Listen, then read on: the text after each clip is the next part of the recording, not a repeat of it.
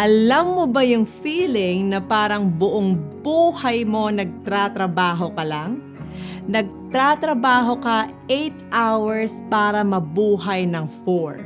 Yes, 4 hours lang sa buong araw ang para sa'yo.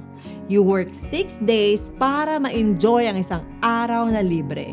8 hours ka sa office para makakain ng 15 minutes. Buong taon ka nagpapagod para sa 1 o 2 weeks na bakasyon. At buong buhay mo nagtratrabaho ka lang para sa retirement. Tapos sa huli, ayan na, tapos na.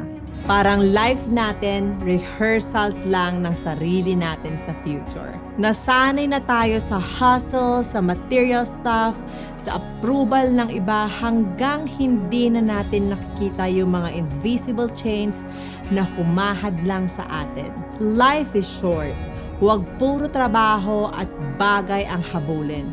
Mag-invest ka sa moments, sa memories, sa joy, yung mga kwento mo, mga tawa mo, mga yakap mo, iyan ang tunay na yaman. So next time, tanungin mo yung sarili mo, para kanino at para saan ba talaga ako nagtatrabaho?